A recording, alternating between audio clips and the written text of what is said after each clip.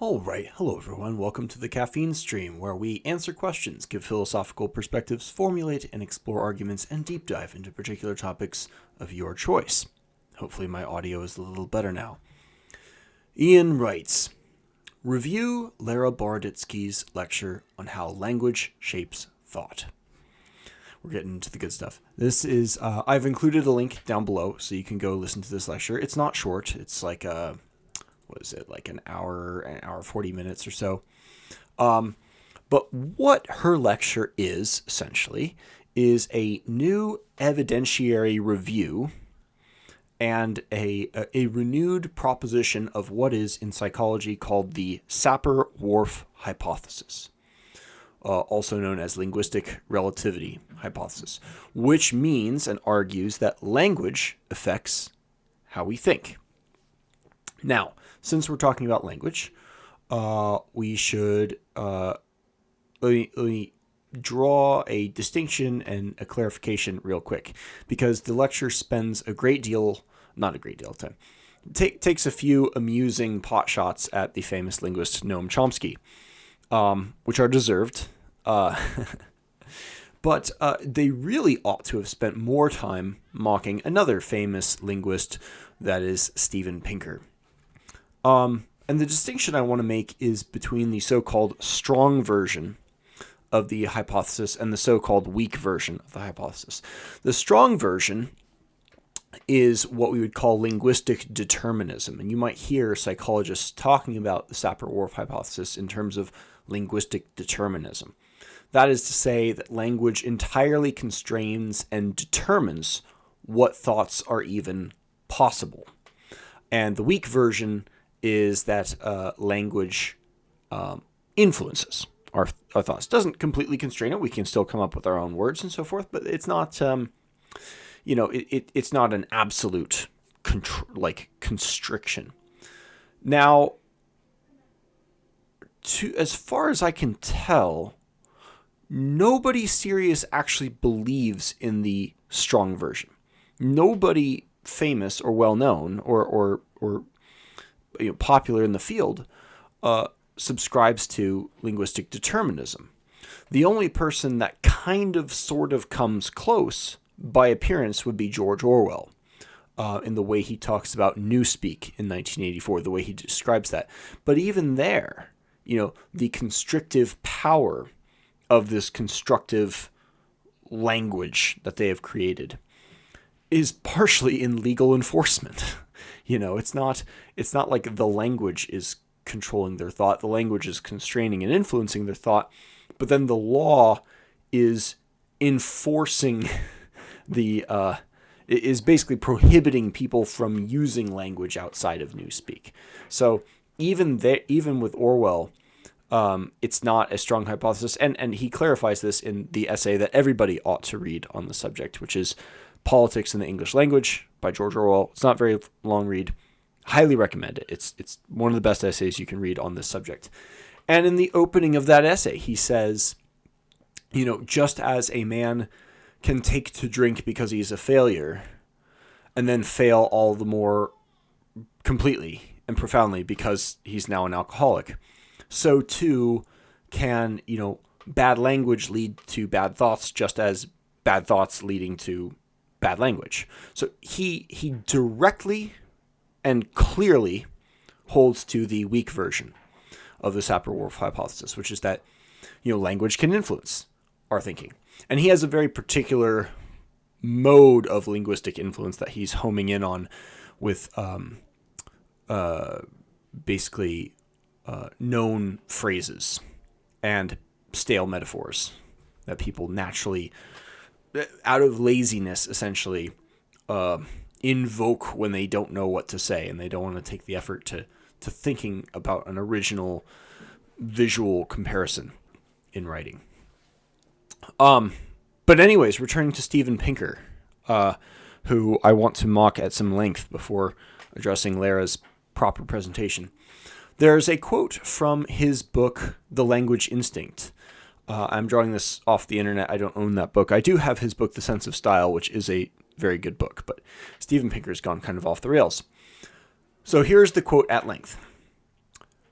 And supposedly there is a scientific basis for these assumptions, the famous Sapir-Whorf hypothesis of linguistic determinism, stating that people's thoughts are determined by the categories made available by their language and its weaker version, linguistic relativity.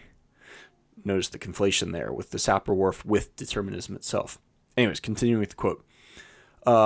Linguistic relativity, stating that differences among languages cause differences in the thoughts of their speakers. That's the actual Sapir-Whorf hypothesis.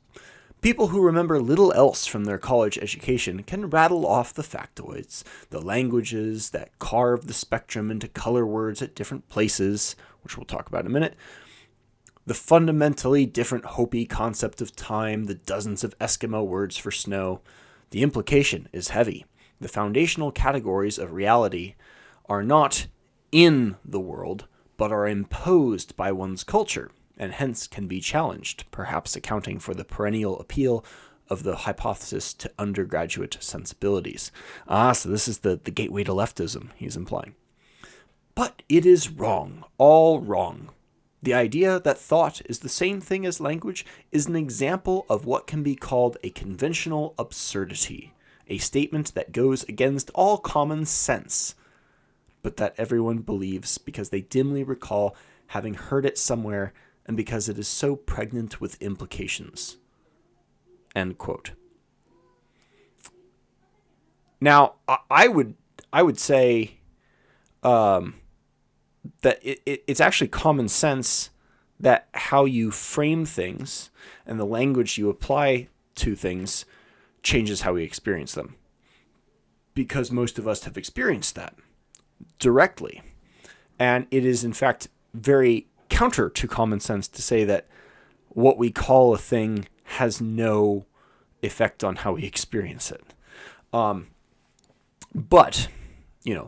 what's, I think, most striking about the Steven Pinker quote is the complete absence of empiricism in his supposed refutation here. It's not a refutation. It's just a dismissal, I should say. But as he kind of begrudgingly acknowledges, there is a lot of evidence for the Sapir-Whorf hypothesis, which is not determinism, but influence. And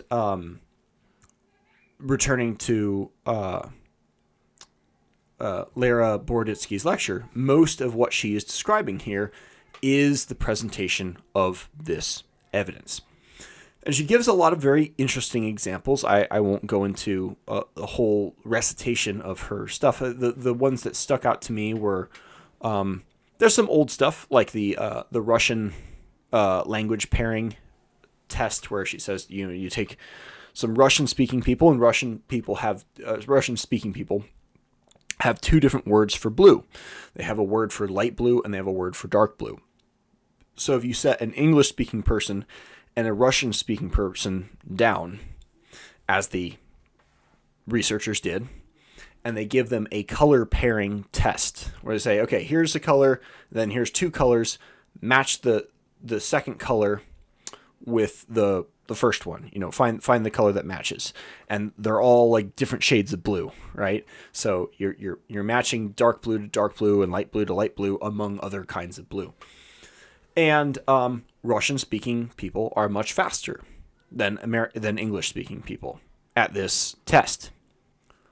However, she says, if you have the test takers then continue taking the test while reading off strings of numbers or lines of poetry or something, I don't know. If you, in other words, if you take up the language bandwidth in their brain, then the Russian-speaking advantage goes away.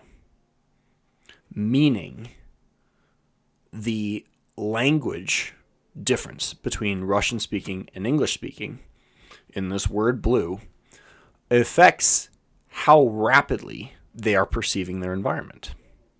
The categorical priming affects not just how they think, but literally how they see the world. Because, and this has been known for a very long time in psychology, perception is not just direct sensation, part of perception is the interpretation of our senses. And of course, the categories that we are either pre-wired or pre-programmed, so pre-wired meaning genetically, pre-programmed meaning linguistically primed to see, will affect how we categorize and make sense of these otherwise nonsensical direct sense experiences. If I've spent all day in a recording studio and I feel this soft, fuzzy thing, I'd be like, that's obviously a microphone. If I've spent all day, playing, messing around at a gymnastics gym, maybe I'm coaching kids in tumbling or something, and part of that there's like a foam pit that people can practice flips into, and then someone pushes something soft and fuzzy. My first instinct is going to be, it's one of the foam bits from the jump pit or something. You can think about this in any number of ways, assuming I'm not seeing, I'm only sensing tactily. So, of course, language, as with other experience, can affect our perception. And she offers some other interesting examples in how language can affect how we think. One of the more interesting examples that Boroditsky gives is English Mandarin bilingual speakers and how they perceive time relative to the individual, i.e., is the individual moving relative to time, or is time moving relative to the individual? Apparently, in English, time moves. Or, I'm sorry, I might be getting this backwards. People move relative to time. That's right. We are moving forward in time. We are progressing in time, is the English notion.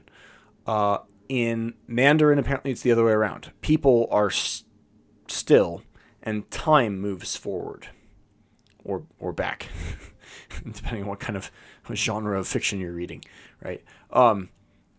So what effect does being bilingual have on this? Well, if you analyze, how people refer to themselves in relation to time in writing, with English, it's like entirely, it's entirely time moving, or it's entirely us moving, whatever the case is. I don't remember exactly, but the references are inverses. But the bilingual people are in the middle. In other words, learning the other language changes how you conceptualize yourself in relation to time. Either more like an English speaker if you're a Chinese person, or more like a Mandarin Chinese speaker if you're a naturally English speaker. And this applies even when you're speaking in your native tongue. Just having learned Chinese will tend to move you more towards a human relative time moving linguistic relationship with time and how you perceive time. Likewise, if you are a Mandarin Chinese speaker, speaking Chinese, just having learned English will tend to move you a little bit more into thinking of yourself moving in relation to time, moving back and forward. So maybe Chinese people have less time travel stories because of this. I don't know. It's an interesting hypothesis that might follow from these studies. So, it's very clear that the Sapir-Whorf hypothesis is correct, and that language and the language we speak influences how we think. And as Lera Boroditsky points out, people have been saying this for a long time, hundreds, if not thousands of years. She quoted one individual who said, learning a second language is like attaining a second soul. I think that might be a bit much, very poetic, but there's a something there. And the idea that, we could think without language, is I don't think, I think Haman is much closer to correct. There's a famous anti-Enlightenment German philosopher, Georg Hamann, if I remember his first name correctly, who famously said, language is thought. You cannot, to say, oh, I have a thought, but I don't have the words for it, is like, no, you're having a feeling. I'm quoting Vox Day's wife here on that. Very, very brutal cut down of a friend of hers. No, you're not having deep thoughts. You're just having feelings. But I do think it is possible to think without language. There is such thing, but it's very rare. And thinking, it's very important, actually, but it is rare. And thinking and language has become such a ubiquitous tool of thought that to imagine that language would not have an effect on your thinking is its own kind of like idealistic utopianism that gets into, I think, why Steven Pinker is pushing back so hard and so unempirically against linguistic relativism. Perhaps because the whole project of the Enlightenment and the hope in reason is maybe undermined by the Sapir-Whorf hypothesis. But anyways, all of the evidence that Lera Boroditsky is bringing forward, to my mind, brings up two questions. First of all, now that we've established there's differences, is there a best language? It's an interesting thing to think about. Is there a language we ought to know that can set us up for like more success or something? And that's if you think about it for more than, a couple minutes, you'll be like, what would best be? And in what language are we determining what best is? Could there even be, in theory, a best language if our notions of good and bad are enmeshed within the languages that we are learning these concepts from? Language is really primary here. And it might take, you can get below language, you can get to like biology and things, but in terms of our values and what we think about socially, language is very, very powerfully primary. I have talked in the past about Islam, and my ultimate criticism of Islam has been, I put this out on an Instagram post like last year, because I wrote a lot about Islam like 10 years ago, and then I concluded that they were more or less the enemy. Not evil. Islam is not bad. They're just the enemy. They can be good people with respectable, functioning faiths and still be the enemy. Just as, a wolf and a deer can be inextricably at odds with each other, and neither one is evil. They're just different. And the reason for this is that Islam is an Arabic-speaking religion, and inextricably so. Islam and Christianity are, in many ways, superficially very similar. Obviously, Christianity puts Jesus a little bit higher than Islam does. Islam views Jesus as a venerable prophet, but not the Son of God. Christians have got that a little bit confused. Whereas Christians are like, no, if you don't understand that he's the Son of God, you've missed the whole point, and you're missing your salvation here. But even below the level of theological beliefs, Christianity is a Greek-speaking language, a Greek-speaking religion, more so than it is a Semitic or Aramaic or Hebrew-speaking language. It's primarily Greek. The New Testament was written in Greek. Even the Old Testament was first codified in Greek in the Septuagint, which is kind of funny.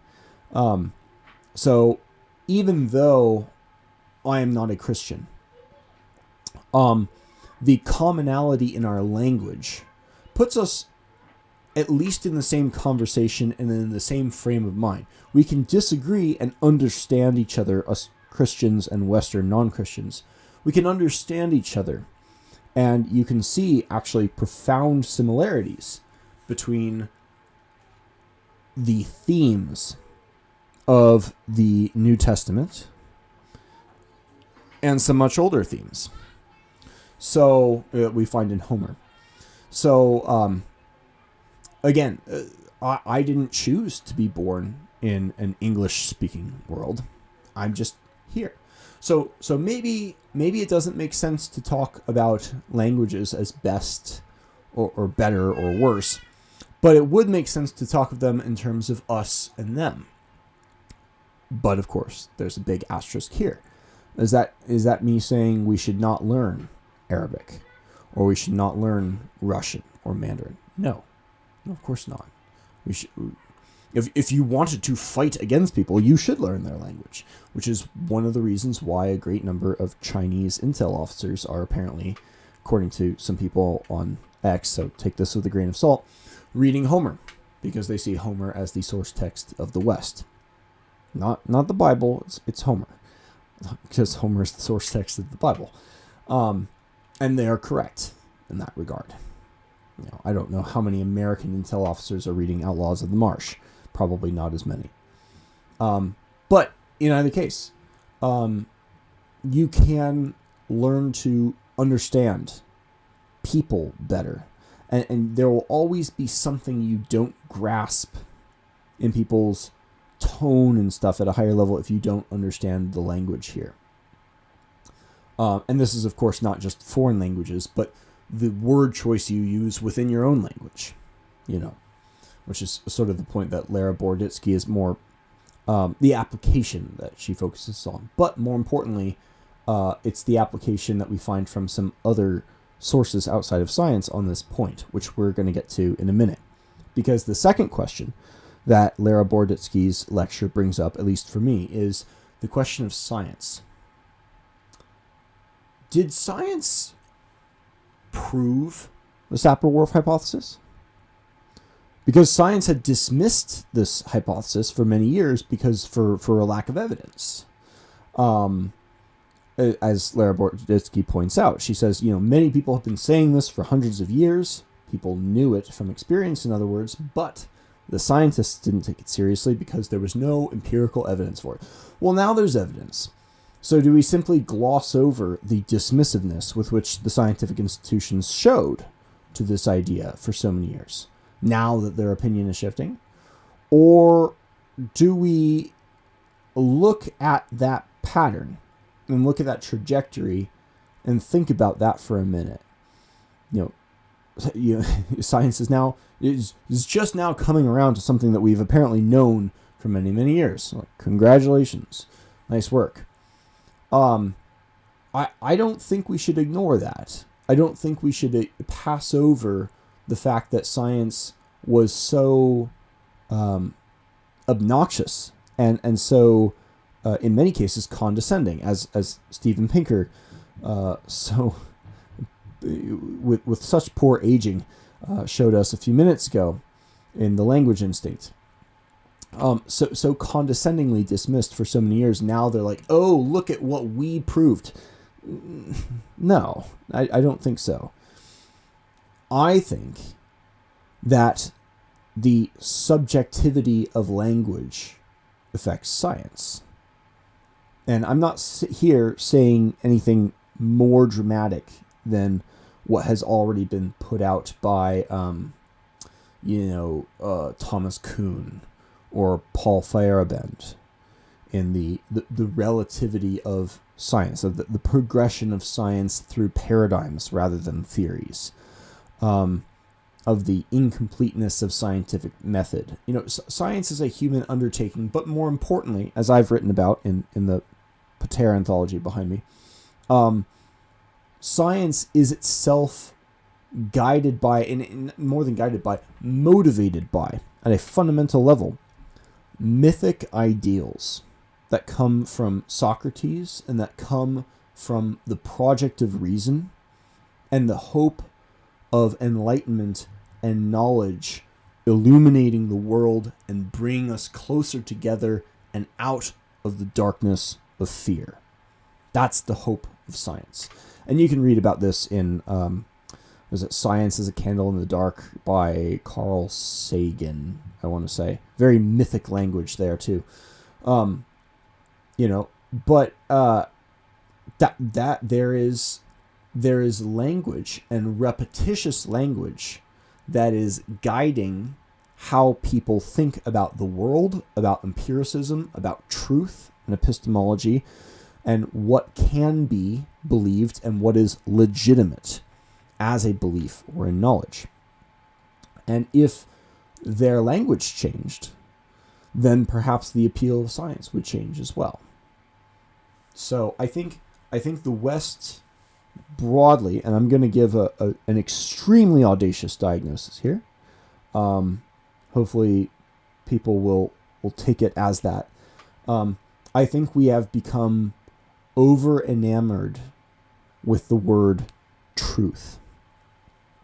And I'm going to get into some alternative modes, which I was sort of teasing before, about how we might go about thinking about this subject outside of a frame of truth. And that's not by science, but by engineering.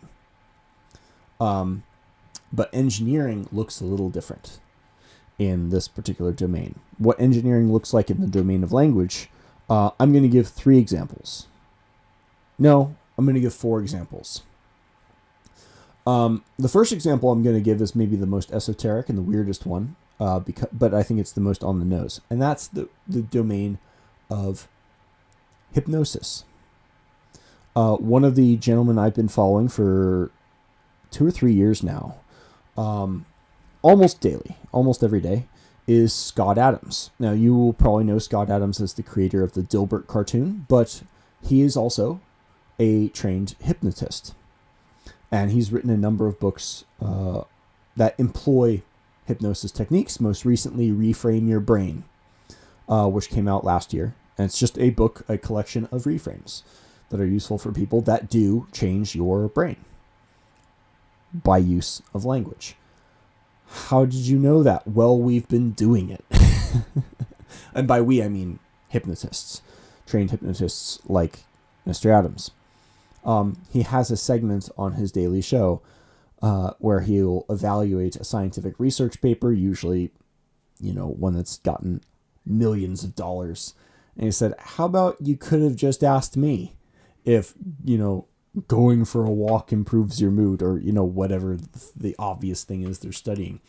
But he's coming at these questions from a hypnotist's perspective. And he's saying, no, hypnotists have known this for a very long time.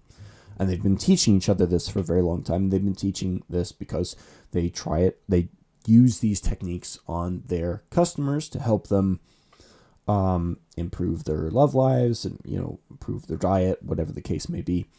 And it works. There are limitations. Hypnotism can't solve all your problems, but it can do a lot. A second domain that is very similar to this is marketing. And the source book on marketing is a book by a guy named Robert Cialdini called Persuasion. Actually, he's got another one called Influence. I don't know which one is more important. I only own Persuasion, so that's the one I'm going to recommend. And again, salespeople and marketers have known about these dynamics for a very long time. The language you use and the repetitiousness with which you use it affects how people view things and what they see in things. They've known this by experience.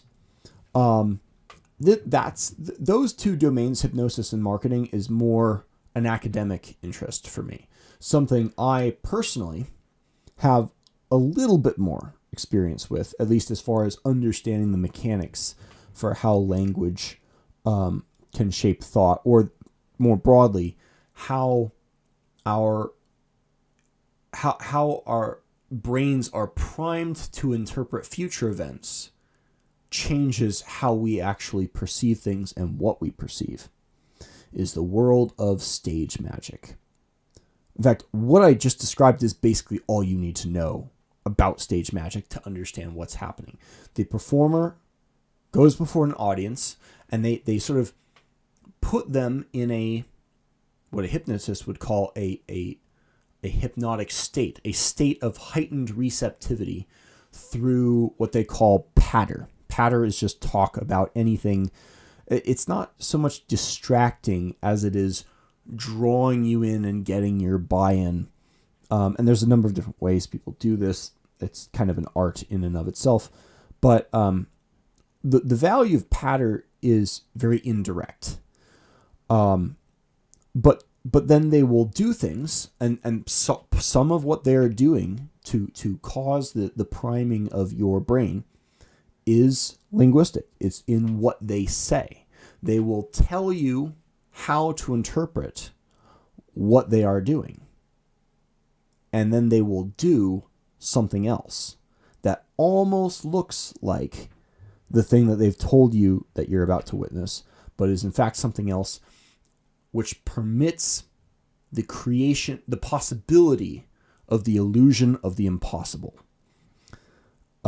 They'll do something that looks similar to, but is very different from what they've convinced you in advance that you see, which means the result that they show in the prestige, to borrow from the movie terminology, appears to be impossible, appears to be magic.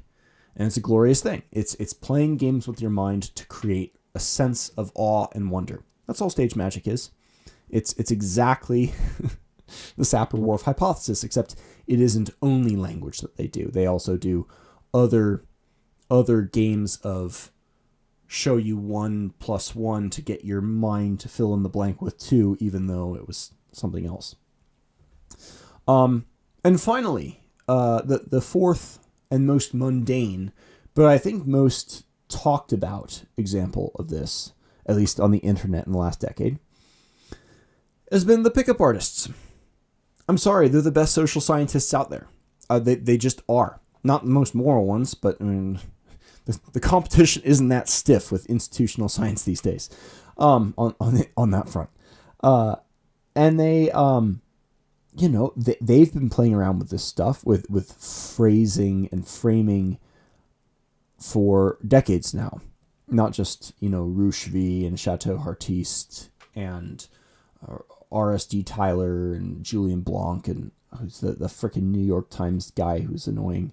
But like they've all been playing with these concepts of how does different framing of requests, how do different sentences change the energy of a woman you're talking to, or what many of them have shifted to, including R.S.D. Tyler, or Owen Cook, I think is his real name, have been shifting to kind of like gaming yourself.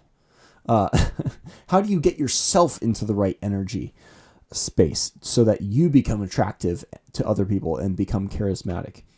And that's its own kind of hypnosis, or to put it another way, its own demonstration of the Sapir-Whorf hypothesis of how different language and different framing affects how you think about the world, what kind of thoughts you're having, and what you perceive in the world due to language.